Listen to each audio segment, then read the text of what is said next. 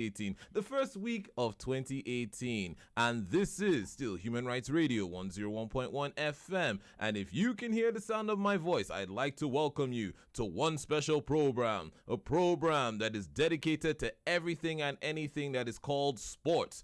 Welcome to the stadium, your 101.1 million capacity stadium that can cover everything that is called sports, whether it's table tennis, handball, football, judo, ludo, dembe, tente, you name it, we cover it here. And of course, my name is Buchi, and my supporting striker, the man himself, Mr. Ted, the floppy-hatted one himself, is actually in London right now. He's submitting his CV to join up with Tyson Fury to be his dietitian so that he can stop Tyson Fury from eating those uncastrated boar meat. Or, of course, like Liverpool, I never walk alone. I am in the studio with the living legend himself, our biggest uncle, the man who has served his nation. In fact, he's a legend. He's retired, but definitely not tired. Uncle Aminu, welcome, sir. Yeah, thank you, Buchi. It's my pleasure being on the program once more. Yes, Uncle Aminu is here to give us some very, very interesting news in the world of handball. Yes, Uncle Aminu, it seems like our boys are actually getting set to actually leave the country to go and represent their nation once again. Yes, Buchi, the national team have already come up with their final list of 18 players to represent Nigeria in the Nations Cup. Okay. But they're going to drop 2 players after the training tour in Benin Republic and Togo. Okay. And then 16 will make the final list. Okay. According to the president of Handball Federation. Okay, not 6. I remember we had 6 players. The last that was in volleyball. In volleyball. Yes. Yes, in but volleyball. Of course, handball. We all know that the handball federation is the one. In fact, one of those boards and that are actually doing a lot, especially in the sport, in terms of professionalism, and you are a living example.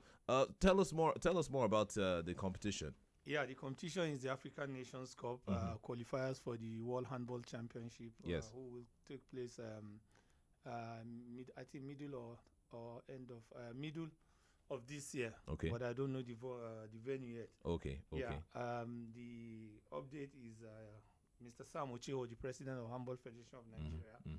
He has quoted Nigerian senior handball male team. Billed to participate in the Senior Men African Nations Cup in Libreville, Gabon. Yes. Will depart Nigeria on Tuesday, 9 January 2018, to the neighboring West African countries of Togo and Benin Republic for the tune-up matches before heading for Gabon on the 14th of January 2018 via Benin Republic. They are flying via Benin Republic. Yes. Yeah. The team started its preparation with first phase camping in August for 3 weeks with 35 players to enable the technical crew have a wide variety of players to select from. The second phase started on December 3rd, 2017 with full compliance of the players and the technical crew. The team spent the festive period in camp to shaping their skills and to full fit for the event. Yes. Ahead with 24 players and 3 coaches. All right. Okay. I think we're going to carry more of this story. This is a very interesting story. But first, we have to go for a call to prayer for our Muslim brothers out there to pray. So please don't go anywhere. We'll be right back after this very, very short break.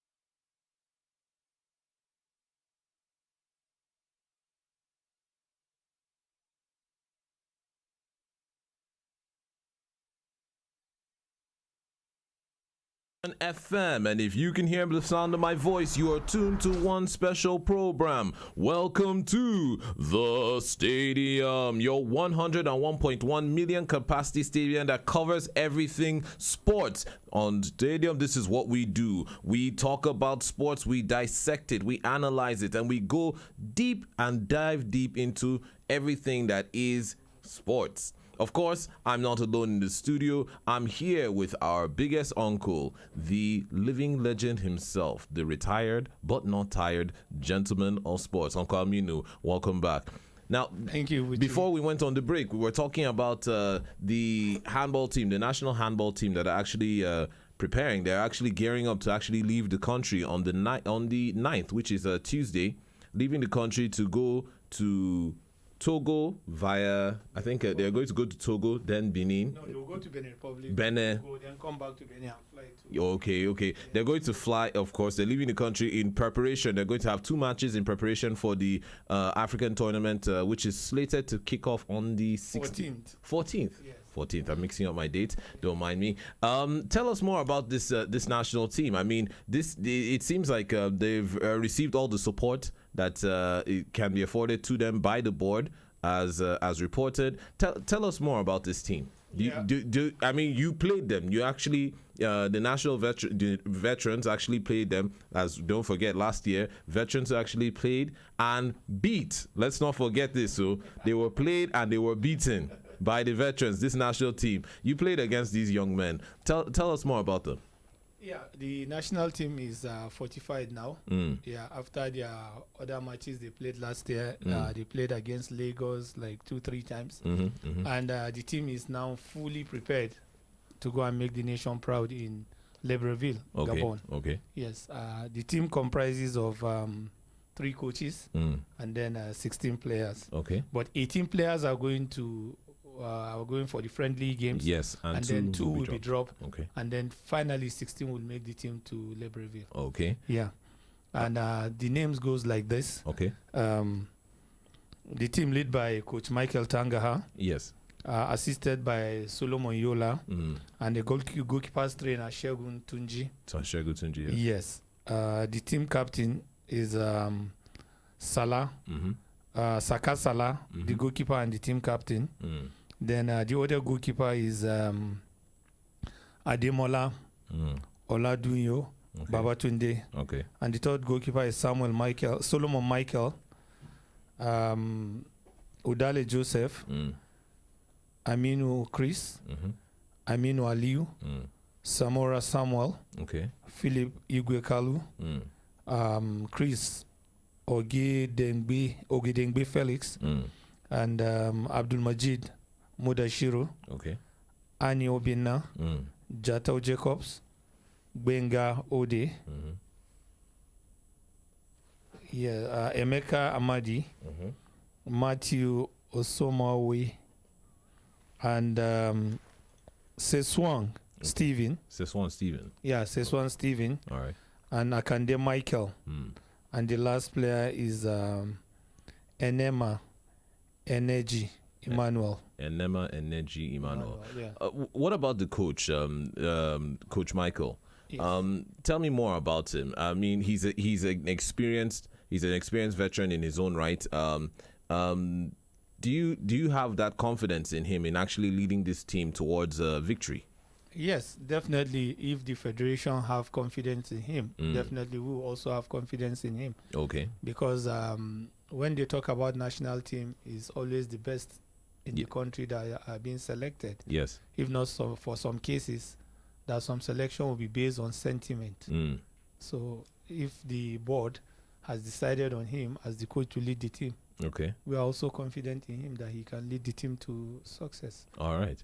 How long has he been coach of this national team?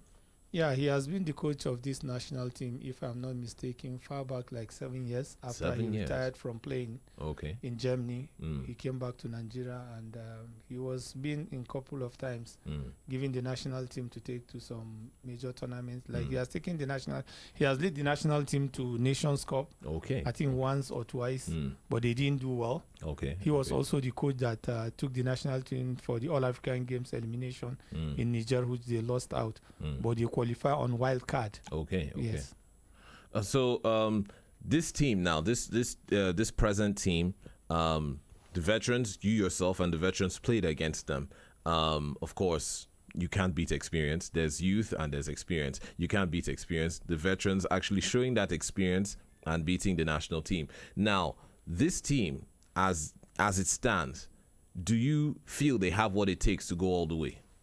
Yes, they do, because what I believe is when a team have an adequate preparation and the team spirit is there, Okay. they will do well. Okay. But we can't rule out the possibilities and then the fact that other teams are also prepared. Of course. When you compare our preparation with the other countries, ours is the poorest. Oh.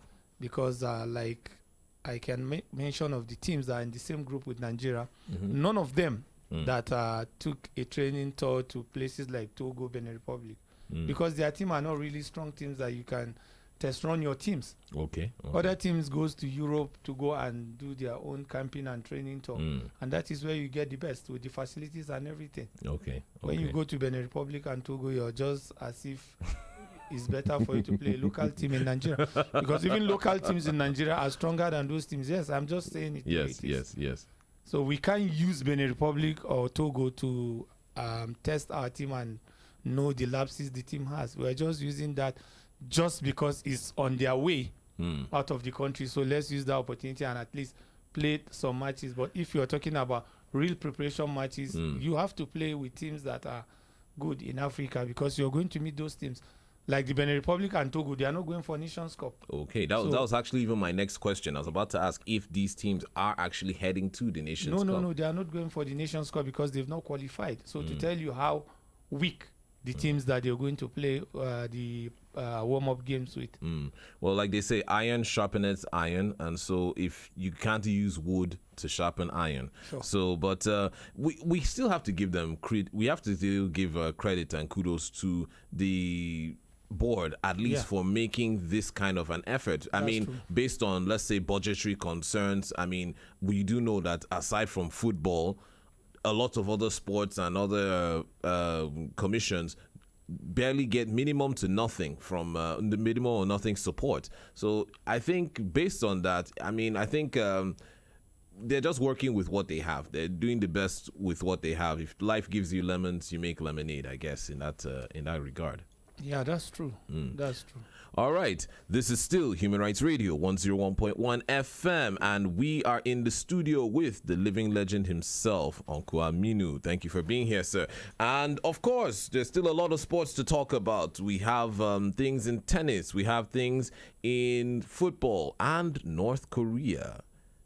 Are you wondering what we mean by North Korea? Don't worry. We have you covered here. But let's just kick it off. Let's dive straight into tennis. And Julia Gorgeous beats Caroline Wozniacki in Auckland Decider. Now, Germany's Julian Gorgeous won her third straight title as she beat former number one Caroline Wozniacki in the ASB Classic in Auckland. Now, the 29-year-old who set down 41, who has now about 41 wins under her belt. She beat out Wozniacki in a 6-4, 7-6, 7-4 victory. After her win, the world number 14 pulled out of this week's Sydney International, of course, with a knee injury. And of course, as we also reported, Wozniacki was set to rise to number 2 in the world on Monday's rankings and could yet regain the top spot in Australia in the Australian Open this month. Now, the 27-year-old Dane last held the top spot 6 years ago, and of course, and the current record for the longest gap between being ranked number 1 is held by Serena Williams, who spent 5 years and 29 days at the top spot between August 2003 and September 2008. But back to the main story. Gorgeous, who of course was a runner-up in Auckland in the U.S. and the U.S. campaign, was pushed out by Sloane Stephens in 2016, and she had victories last October at the Kremlin Cup and in Moscow, and the WTA title trophy following a month in Zurich, I think. But of course, she won the first set against Wozniacki with her seventh ace, and having broken the serve in the first game. She then broke again the first game at the second set before the world number 3 fought back to force a tie break to another, and of course a gorgeous forehand winner sealed the victory. Now, elsewhere on tour, of course, British number 2 Heather Watson came through with an early scare in her second qualifying match to reach the main draw at the Hobart International. Despite dropping the first set, she fought back to beat Japan's Neo Hibinio 4-6, 7-5, 6-5, and will face Romanian Sorana Crisetti in the first round of the tournament, which she won in 2015. So kudos to the German, Julia Gorgeous, who actually is starting off the year phenomenally with a win like this. And, you know, going into, when we talk about tennis, going into especially the Brisbane, the ATP Tour, which is kicking off in Brisbane, coming off with a win like this is also a big moral booster, especially her being at number 16 right now. It's a big moral booster. She's going to compete. And those valuable points all add up in the end. If you know anything about the ATPs, it's all about the points. These are the points that add up to add to your total score. But let's not forget, we have the likes of Simona Halep coming in. You have the likes of the Williams sisters also going to compete. You have the likes of even, Konta. All these people are actually going to be there. So I'm actually very, very excited.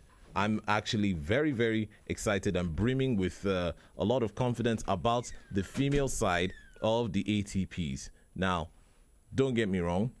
We have, of course, a lot of people casualties in terms of injury, falling out, of course. But it's still going to be an exciting year of tennis. Now, moving on to the men's side. And, of course, bad boy himself, Nick Kyrgios, wins his first title on home soil. That's at the Brisbane International. Australia's Nick Kyrgios, you remember him from last year with his antics, with breaking his racket, with even some of the more colorful attributes he exhibited on the court. He actually has won his first victory, his first ATP Tour title on home soil. Now, of course, like I said, Australian Nick Kyrgios made the most of his limited opportunities to win the first ATP Tour title on home soil at Brisbane International. The world number 21 warmed up for his home Grand Slam this month by beating American Ryan Harrison with a comfortable win of 6-4, 6-2. Now, Kyrgios had to save 5 break points in the first set, but converted his only chance to seize the advantage. The 22-year-old then dominated the second set to claim his 4th career title and his first since October 2016. The only concern for Kyrgios before the Australian Open, which begins in January the 15th, is an ongoing knee injury that seemed to hamper him in the early parts of the match. But of course, he seemed to overcome that and win the match. Now, Harrison needed to rally at the start of the second set, but dropped his serve with a double fault in his opening service game, which of course Kyrgios took advantage of and sealed the deal. Kudos to Nick Kyrgios. Let's hope that this year, of course, they say it's drama that actually brings all the excitement. And you know what they say, good press plus bad press equals good press. Now, Nick Kyrgios, we all know, is a very controversial and very passionate player. The last time we saw him on field was last year, where he actually dropped out. He actually dropped out and was fined about 15,000. I think it was at the Schengen Open for some of his antics on court. Let's hope that he's had a rethink of some of his actions and will grace us with the opportunity of just seeing this great player come out to the field and give his all like he always does. But, of course, I hope he's able to keep his temper in check and of course, keep his head on the swivel and his head on the game. This is still Human Rights Radio, 101.1 FM. We're taking a very, very short break. When we come back, we have all the stories for you, and we're probably even going to travel to North Korea. So don't go anywhere. We'll be right back.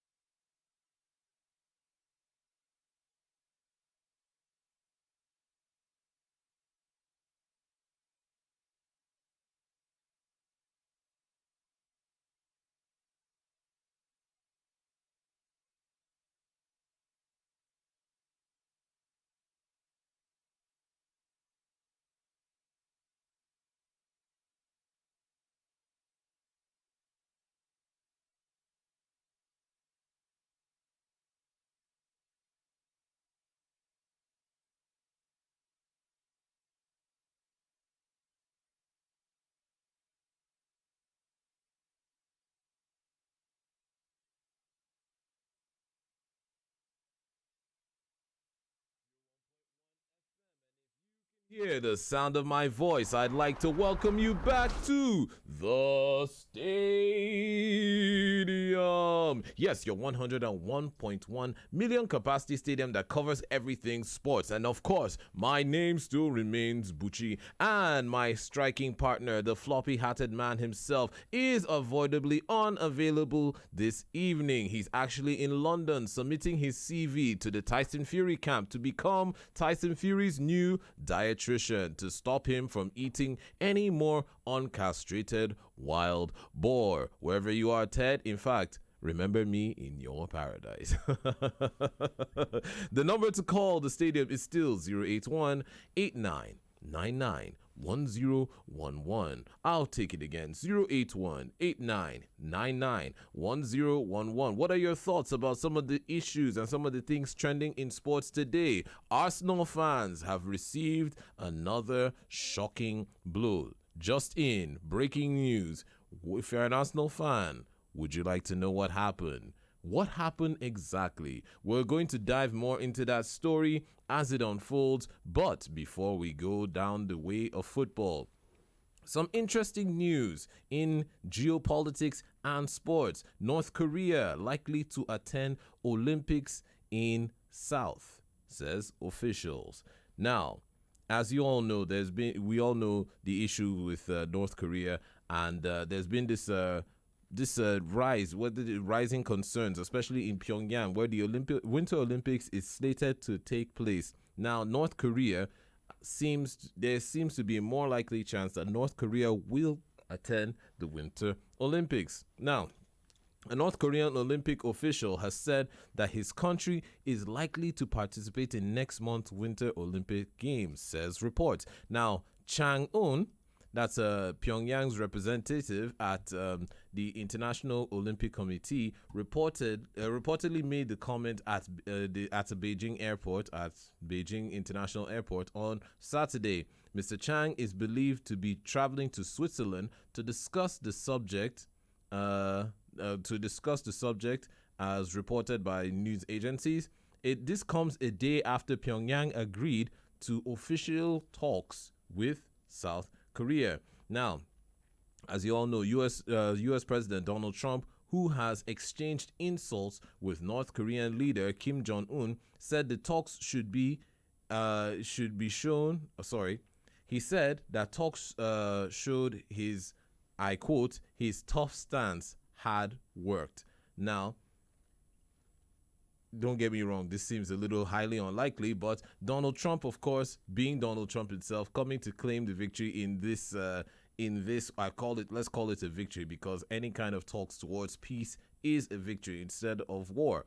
Now, he says, according to him, that his tough talks or his tough stance has worked. And he also said that he wanted the talks to go beyond the Olympics. Now, how did this all start, you may ask? Now, during his New Year address, that's the leader of North Korea, Kim Jong-un, Mr. Kim, said that he hoped that Pyongyang Winter Games would be a success, and adding that he was considering sending a delegation. In response, of course, South Korean President Moon Jae-in proposed in a meeting with North Korean officials to be discussed. This subject should be discussed in details. Now, Mr. Moon, that's the president of South Korea, and of course, Mr. Kim, president of North Korea, that's reacting to North Korean leaders' remarks about the Olympics, were a result of two secret meetings that were held between South and North Korean sports officials, which took place in China sometime late December. Now, in those meetings, the two Koreas agreed to participate in sports and exchange, doing some kind of sports exchange during, of course, 2018. Now, you might want to ask, what next week's talks going to be about? As you all know, as reported, there's a series of talks between North and South that's supposed to be held on Tuesday, the 9th of January. Now, of course, North Korea this week accepted an offer to attend a meeting, of course, like we said, on the 9th of January, that will focus on finding a way for its athletes to attend the games in the South from the 9th to the 25th of February. Now, it will be the first of such meeting in more than almost 2 years, and is expected to be held at the Pamujon. It's a so-called peace village that is, of course, heavily guarded within the demilitarized military zone, which is the DMZ, where the two sides have they've had historical talks there. Now, the truth is that it's not clear who is going to be attending this meeting, but according to officials from South Korean presidential office, the meeting's priority will be the Pyongyang Winter Games. That's Pyeongchang Winter Games. Now, let's not get this. Let's put things into perspective. He told, of course, he was speaking to a South Korean news outlet or news agency, and believed that these discussions, which will be related towards improving North and South ties after the North's participation in the Winter Olympics. Now, the truth is this really a sign of progress? Many people will say so. Now, of course, this tentative move from the towards the Olympics appears to come after months of course, escalating talk about nuclear arsenals between North Korea and the U.S. Of course, like we reported earlier, the U.S. president making some statements, and of course, Kim Jong-un making also his own statements towards nuclear war and the escalated nuclear project by North Korea. This seems like a step in the right direction towards bridging some sort of peace or coming towards some sort of terms. Now, of course, leaders of both countries, that's the US and North Korea, have previously threatened each other, of course, with nuclear annihilation. Now, as part of efforts to smooth the path to the Olympics, the US has agreed to a request from South Korea to suspend joint military operations scheduled to take place during the games. This is a general like military exercise that South Korea and the U.S. tend to have. Now, earlier this week, North Korea also restored a telephone hotline at their mutual border to enable the first contact about talks to be made. Now, Mr. Kim has said that sending a delegation to the Winter Games would be a good opportunity to show the unity of the people. We hope that the two Koreas will sit down and find a solution to, of course, lower tensions and establish peace on the Korean peninsula. He also added in his address. Now, while Mr. Moon, that's a leader of South Korea, has previously said that he sees the Winter Olympics as a groundbreaking chance to improve relations between the Koreas, the two countries still technically are at war. Now, don't get me wrong. Any talk towards peace is a talk that we entertain here, not just on the stadium, but should be entertained in the world. Now, a lot of rhetoric, a lot of geopolitics, a lot of bolstering and shouting have been going back and forth about the fears about Pyongyang happening. But I think with a move like this, especially from the Korean peninsula, but especially from North Korea to send its delegation, even though, let's not look, the delegation we're talking about is about, I think there are only two athletes, two figures, that's a figure skating pair, mixed doubles. That's men and women figure skaters from North Korea are actually qualified to participate in the Olympic competition. Let's not. That's still a big step and a big leap towards peace, towards peaceful negotiations between North Korea and the world in general. And you know, this act of allowing these things to happen, they allow these athletes to participate, should be applauded, should be lauded as a step towards peace, because sports is the bridging factor. Sports has always been a bridging factor towards uniting nations and bringing countries together, even warring factions. So to have this kind of event, especially the opening of communication lines between North and South Korea, and also the participation of North Korean athletes in the Olympics, is a big step and something should be encouraged. I think we need to, of course, we as much as we want to respect the country's sovereignty, we also have to respect life and peace. And this is what the Olympics is all about. It's about peace. Now, some, of course, have expressed uncertainty over the significance of next week's talks between North and South Korea, and possibly about North Korea's participation in the games. But, like I said, it is still something that should be encouraged, and we here on the stadium stand for any party that is bridging towards peace. So peace should be the primary objective here. We should focus on peaceful resolution and also sports. I mean, sports does bring out the best in everybody, in unity, in national pride, and also healthy coexistence between countries. This is what the Olympics has always been about, the cultural exchange, and this is what should be promoted. So any step towards peace, me as a member of the stadium, I bring my hand up to the air and I give a big salute. Now, of course, we must also understand that North Korea, this is not actually the first time North Korea has history in the Olympics. As we all know, they've had a rich history and rich stay and a long stance in the Olympic within the Olympic community, the Olympic community. I think the first time they've always made more of a mark in the Winter Games. Of course, they've also participated, I think, as far back as even the 60s. As far back as the 60s and 70s, North Korea has always participated, except for, I think, a brief period where, I have my first call. Hello, good afternoon. Hello, good afternoon. Spirit. Yeah, Spirit. Well done, my brother. Is this one? Is now afternoon? Say I did inside studio now, so afternoon they like evening for me here, but I like today they deceive you. Good evening, Spirit.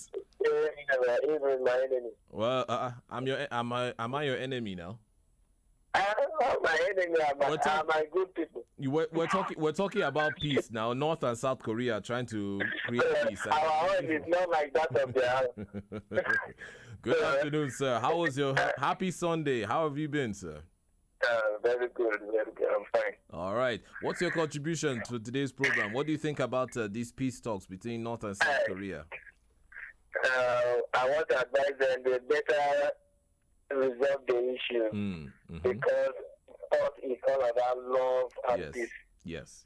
And they have to show the world that they are also with Olympics. Okay. And Olympics is all about love.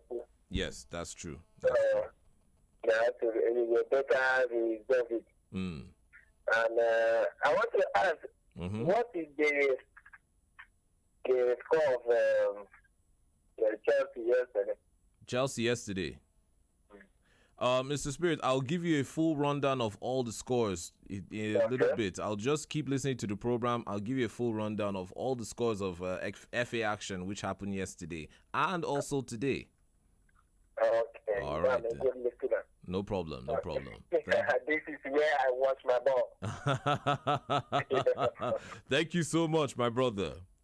Thank you. All right. Okay. Have a pleasant and fantastic evening. Thank you. All right. Yes, keep your dialogue to Human Rights Radio 101.1 FM, and we will give you the full rundown of all the third round action in the FA. All the scores. About 25 games were played yesterday, and today a few more games, and also some very, very shocking results. So keep your dialogue here. Don't go anywhere, and you will get all the scores coming your way. But then back to North Korea. I wanted to give us some context, some background context of North Korea's participation in the Olympics. I mean, for a country like North Korea, where of course image is everything, the Olympic Games, of course, has always presented some sort of problem. Now, victorious athletes are seen to be sometimes as heroes, and even to the point where they're even worshipped but then, of course, this is a country that is founded in image and propaganda.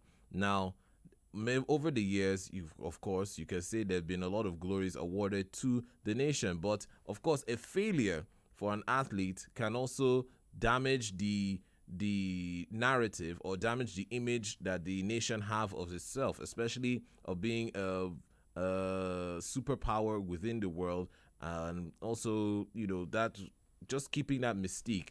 And also, if it's a loss towards sworn enemies, like let's say Japan or the US or even South Korea, sometimes this athletes can buy themselves into a lot of trouble. Now, the truth is, if North Korea does if they do compete in February's Winter Olympics in, of course, South Korea, the city of Pyeongchang, it will represent, of course, some sort of, like we reported earlier, it will represent a sort of a diplomatic icebreaker. Of course, the two countries they remain technically at war, but the fact that the leader of North Korea himself, Mr. Kim Jong-un, has actually opened up the idea of athletes participating. There have been the phone line to South Korea has been opened up, and the proposed talks for the athletes to participate in the Olympics, which is supposed to hold on Tuesday. These are good and positive steps. Now, let's not get things and let's not get things out of context. North Korea does have an impressive history or showing at the Olympic Games. Now, of course, in recent time, North Korea has traded insults and threats with Washington, with Seoul, over recent nuclear missile tests, and of course, national pride will be on the line if they do participate, even though they just have two athletes who are qualified to take part in the Olympics. Now, North Korea has been competing in the Olympic Games since about 1964, and they, of course, have competed in the Summer Games. I think they've been participating since 1972. And to put it frankly, of course, like I said, this is no joke. This country is not a joke when it comes to Olympics. They have won about 56 medals in total, 16 of them being gold. Now, if you put the calculation of the country, that's about seventh in terms of overall medal success of Summer Olympics, and relative to let's say to economic output. Now, most of the medals have come in wrestling, in weightlifting, judo, boxing, and I think only two of those should be noted have actually come out from the Winter Olympics. Of course, North Korea has this policy where failure must not be televised. Now, in North Korea, sporting events are almost always shown they always come in at a delay. Of course, there was an incident that I'll give you the rundown of the story. But sporting events don't really come in live to North Korea. Now, if there's a failure, there's always some sort of censorship because Pyongyang does not look kindly on failure. Now, in case this is done because the delay comes because of course, in case there's some sort of failure, they don't want the people to see it. Now, this is a fact.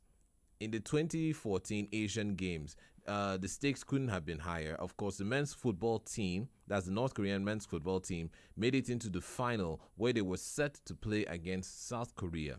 Of course, they are mortal enemies, as so happens, and also it turns out that South Korea were the hosts. Now, there was a huge build-up to that match, but in the end, South Korea did win the match 1-0, with the winning goal scored at extra time. Now, news of the match was scrubbed from North Korean history. If you don't, this is actually very true. It was scrubbed from North Korean history.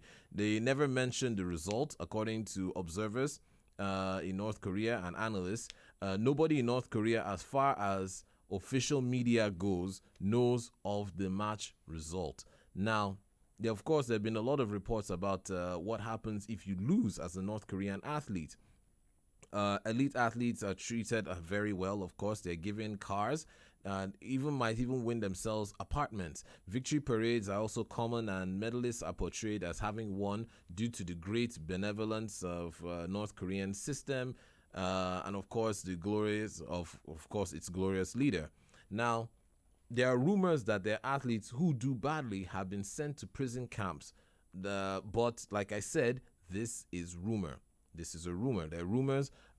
Failure, at least in recent decades, results to, of course, criticism.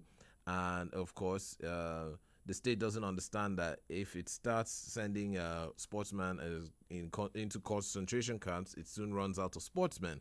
True. Thus, of course, like I said, rumor and conjecture. Modern North Korea. Now, even if you fail and you fail catastrophically, it won't lead to expulsion from the party, but you'll have to say a lot of self-criticism during the next, of course, ideological meeting. Things might have changed in recent years, of course, but there's still a lot of on the line, especially when it comes to losing. Now, of course, this is also very true. Uh, there's not much defection when it comes to failing of athletes, so definitely I don't think the whole going to prison camp may not be true in that regard, but there's no defection of athletes when it comes to that failing. And of course, we do remember back in 1980, I think there was a boycott. North Korea did actually boycott the Olympics. Yes, many countries. That was 1984. Many communist countries were within that communist bloc, including North Korea, followed the Soviet Union uh, by boycotting the 1984 Los Angeles Olympics, which, of course, this came after the U.S. boycotted the 1980 Moscow Games in protest of Soviet invasion of Afghanistan. But it was also following the games in 1988 that were awarded to South Korea, that, of course, in Seoul, which, of course, enraged North Korea, Pyongyang. They actually launched a campaign to have the games shifted or to at least have both Koreas jointly host it. Now, this is, of course, like I said, this is all history. I'm giving you geopolitical history here on the stadium. Of course, to be well informed, to be forewarned is to be forearmed, and knowledge is power. So I'm just trying to give you some kind of background context of North Korea's participation thus far in the Olympics. Now, of course, let's fast forward to today. Now, if the North does compete in Pyeongchang, the nation's hopes will fall onto its shoulders of only two athletes who have qualified. Figure skating pair of Kim Joo-sik, who's 25, and Reo Tae-ko, who is 18. Their Canadian coach has described them as coming to him like rough diamonds, but told, of course, reporters that their ultimate dream is to become world champions. Now, some analysts see North Korean leader Kim Jong-un's fresh insert into the forthcoming games as a gambit to bolster the country's reputation after months of course, months of insults and filibustering between him and the U.S. between missile tests and all that. For the South, having North Korea take part is a chance to make sure that the gains can pass without any disruptive weapon tests in Pyongyang, and this is actually a win-win situation for all parties. It looks like I have a call. Hello, good evening. Hello? Hello? Oh, that might actually be a North Korean athlete trying to give us some more background context. Yes, this is still Human Rights Radio 101.1 FM, and this is the Stadium. We're going to take a musical break. When we come back, we're going to dive straight into the third round of the FA Cup. All the results, all the shocking results. Today's results were very, very shocking. Arsenal fans, what happened? Give us some context. Call in and share your thoughts. Don't go anywhere. We'll be right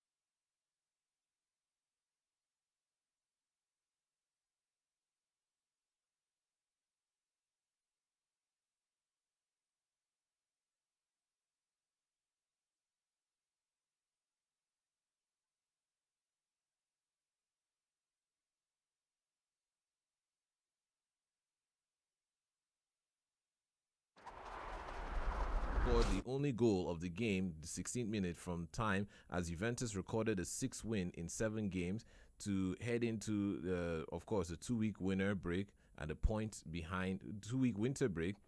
And a point behind league leaders Napoli.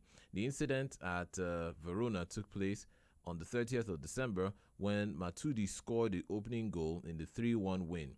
Now, the Serie A club were punished for the expression of racial discrimination lasting about 10 seconds towards Matuidi by a section of the home supporters in the 5th minute. This is still Human Rights Radio 101.1 FM. We're going to take a break for call to prayer for our Muslim brothers out there, but when we come back, we're diving straight into FA Cup action, so don't go anywhere.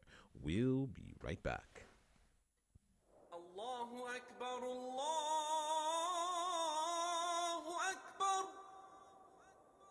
Allahu Akbar, Allahu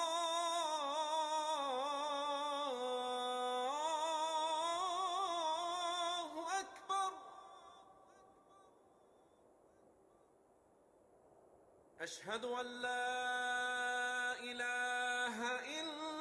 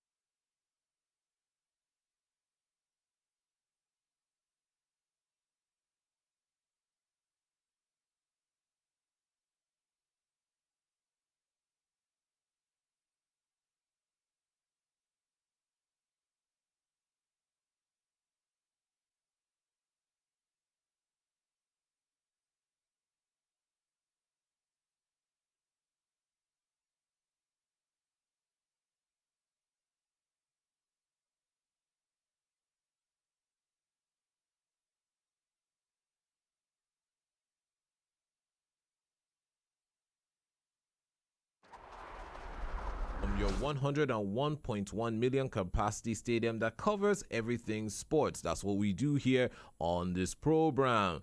Now, FA Cup action. Arsenal fans, what happened? Call in, give us your thoughts. What happened? What happened, Arsenal? Arsene Wenger was condemned to his first FA Cup third round exit. And to all teams, a managerless championship side, Northampton Forest. Northampton Forest, of course, stun holders Arsenal to City at the City ground. Now, the hosts took the lead when Eric Lichard headed in from close range, although the advantage lasted for just about 3 minutes as, of course, Per Mertesacker followed up after Robbie Holding's header, which struck the post. In fact, I have a call here. Hello? Hello? Hello, good afternoon. Hello, good afternoon, my brother. How is family? Work and family are fantastic. What's your name and where are you calling me from? My name is Abdullah from Suleja. Suleja. How's Suleja, my brother? Suleja is fine, sir. All right. Are you an Arsenal fan? Maybe you're actually calling to give us an explanation to what happened to today's match.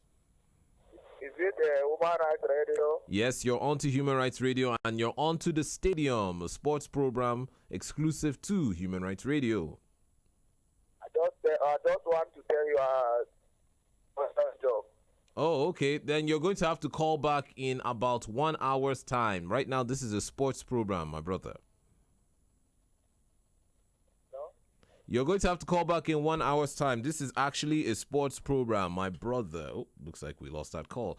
Yes, back to the matter at hand. Now, of course, Lichgard reclaimed the lead for the Forest side by of course, caretaker Gary Brazil, an American defender, scoring a spectacular dipping volley from the edge of the area a minute before halftime. Now, Forest pulled further clear in the second half when Ben Berrington set David Ospina's the wrong way from the penalty spot after holding upended Matty Cash. Now, Danny Welbeck reduced the deficit for Wenger's much-changed side after Forest goalkeeper Jordan Smith failed to hold through ball. But Arsenal's first third-round defeat since January 1996 in a replay against, of course, Sheffield United was confirmed courtesy of Kieran Dowell's 85th minute penalty before Forest Joe Warhol was shown a straight red card in the closing stages of the late tackle. Now, the scoreline ended with Northampton Forest 4 and Arsenal 2. What are your thoughts? What is going on? This Arsenal and FA Cup, they go together like rice and stew, and now being pushed out in the third round, just the third round, by Northampton Forest, a 4-2 score line. What are your thoughts? You can call in and share on 081 8999 1011. Of course, going over to Tottenham. Tottenham actually walked away with a very impressive victory over AFC Wimbledon with a 3-0 score line. Of course, Harry Kane scored twice in the second half. In the second half minutes, as Tottenham broke down Wimbledon's resistance to reach the fourth round of the FA Cup. Hello, good evening. Hello, good evening. Good evening, my brother. I'm coming from Lugwe. Pardon? I'm coming from Lugwe. What is your name, my brother, calling from Lugbe? My name is Gino. Julius, welcome to the program. Yeah. Did you... Yes? I saw the match. Ah, you saw the match. What? In fact, he said this is hard for all Arsenal fans. Wow. He said, I think I need to go. Enough is enough. We don't manage players. Go to the market, you don't go market. Mm-hmm. When Gadina went to enter market, you have to research. You can see what Moses are done now. We can't say after we achieve nothing. Yes. Yeah, so that is my view. So you need to leave the club and kingdom, we are always. Yeah, all right. Yes. All right, Yes, Julius. sir. Thank you so much for your contribution. Yes, sir. Yes. That was Julius calling in to say Arsene Wenger must go. What are your thoughts? Do you think that the Arsenal boss has run out of ideas, losing out to Northampton Forest 4-2 scoreline? What do you think? Do you think he has run out of ideas? Do you think it's actually time for him to pack his bags and leave the Arsenal club? Or do you think he still has a lot more tricks under his sleeves? Call in, share your thoughts. Now, Tottenham, back to Tottenham, walking away with an impressive victory. Now, the England international poked he poked in close range at the 63rd minute before sweeping home another after Spurs had been frustrated by the League One strugglers. Now, defender Jan Vertonghen made it 3 in the 71st minute with a deflecting long-range strike for his first goal since October 2013. Now, despite conceding more than 80% of the possession in the first half, Neil Andre's men were closest to the opening scoring with Jimmy Abudo's strike, which was pushed away across the bar by, of course, Spurs keeper Michael Vroom. Now, of course, this was AFC's Wimbledon's first FA Cup appearance in Wembley in about 30 years after predecessors. Wimbledon stunned Liverpool in 1988. The Reform Club has risen up to the Football League, but currently are still 21st in League One. But at times on Sunday, the class of 2000 and 2017-2018 displayed spirit, and of course the crazy gang, as which they are known, minutes could not produce that same magic, and of course Tottenham walking away with said victory. What are your thoughts? Kudos to Tottenham walking away with the victory. And of course this gives us this is a roundup of all the matches that happened in the third round of the FA Cup. Now, yesterday about 25 matches were played. I'm going to give them a quick rundown of them like I did yesterday. Fleet Town played a goalless draw with Leicester City 0-0. Middlesbrough won Sunderland 2-0. Aston Villa lost out to Petersburg United 3-1. Birmingham City beat out Burton Albion 1-0. Blackburn Rovers lost out to Hull City 1-0. Bolton Wanderers lost out to Huddersfield Town 2-1. AFC Bournemouth actually equalized. They actually equalized with Wigan Athletic. It was a thriller of a match, 2-2. And Brentford lost out to Notts County 1-0. Cardiff City and Mansfield Town played a goalless draw. And Carlisle United and Sheffield Wednesday also played a goalless draw. Coventry City beat out Stoke City 2-1. And Doncaster Rovers lost to Rochdale by 1-0. Exeter City lost out to West Brom Albion by 2-0. And Fulham also lost out to Southampton to one goal by 1 goal. That's 1-0. Now Ipswich Town and Sheffield Wednesday walking away with a victory at Ipswich Town 1-0. And of course Manchester City obliterating Burnley 4-1. Millwall obliterated Barnsley 4-1 too. Newcastle walked away with a comfortable win, 3-0 to Luton Town, 3-1. And Queen's Park Rangers lost out to Milton Keynes 1-0.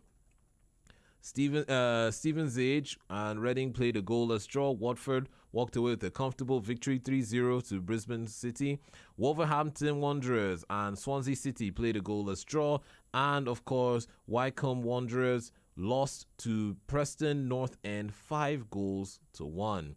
Now, Yeovil Town beat out Bradford City 2-0. And of course, Chelsea drew a goalless draw against Norwich City. But in today's games, we had, of course, a few games were also played today. Newport beat out Leeds 2-1. Shrewsbury and West Ham played a goalless draw. Of course, as reported, Tottenham beat Wimbledon 3-0. And Arsenal losing out to Nottingham Forest 4-2. Of course, what are your thoughts? Do you think Arsenal have lost their magic? Have they lost the mojo that defines them? This is a team that always seems to walk away with victories, but now losing out in the third round of the FA Cup to a lower side with 10 men. I don't even... wow. I can only imagine being an Arsenal fan right now. If you're a fan, why don't call in, share your thoughts. What do you think about this match? Now, before we round up here on the stadium, of course, some other games being played in leagues around the world. And if we jump into La Liga, some interesting games happening right now. Of course, Real Madrid are set to play Celta Vigo later on. That's by 8:45 this evening. But, of course, Leganes beat out Real Sociedad 1-0. Barcelona walked away with a comfortable victory at Levante with 3-0. And Atletico Bilbao beat out Alves with 2-0. Well, actually, they're leading with 2-0. The match is still going on. It's about 67 minutes in. And Villarreal is leading Deportivo La Coruña by 1 goal. They're about 69 minutes into their match. Currently, Barcelona are leading the league with 48 points. Atletico Madrid follow close behind with 39 points. Valencia, 37 points. And Real Madrid looking to come up on the table with 31 points. Now, an interesting story coming out from, of course, Rwanda and Sudan's pre-match Chan friendly abandoned after a fight. Now, Rwanda's pre-African Nations Cup Championship, that's the Chan friendly game against Sudan at the Sade Moji Ben Baram Stadium in Tunis, on Saturday was abandoned after fights broke out amongst players. Now, the game, which started, of course, 30 minutes behind schedule, was called off by the Tunisian center referee 5 minutes before the break, which was about 40 minutes into the match. It was still 0-0, Rwanda and Sudan. And, of course, it all started off as a Sudanese player, Nasir Omar, fouled Bizimana, a Rwandan player, and then headbutts by Yannick Mukuzu, and of course, fight broke out. Tunisian referee called for a free kick. The Sudanese players, led by their goalie, Akram El Mahdi, were happy about the decision and decided to go physical with the Rwandan players. And of course, it was not a pretty sight. The match had to be called off because of the fight. And of course, there's going to be some sort of fines and penalties on both sides for the teams. Of course, Chan, which is slated to kick off on the 13th of January, will end on February the 4th. Yes, ladies and gentlemen, that brings us to the end of tonight's program. I want to thank my producer, the prolific one himself, Mr. Brownie Brown, giving you a big salute. You can actually follow us live on our social media pages. Check out Instagram, YouTube, Twitter, Facebook.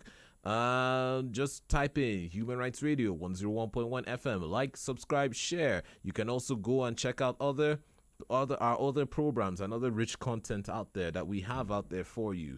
We present you with quantitative, qualitative, educative, and entertaining programming. That's what we do here on Human Rights Radio. I also want to thank Mr. Yemi in the IT department and Mr. Chike in the visual department for streaming us live and making me look this good. My name is Bucci, and on behalf of all of us here on the stadium, I want to wish you all a pleasant evening and a start to a pleasant week. Let's do this again tomorrow at 6:15. So join us again, and of course, have a pleasant evening.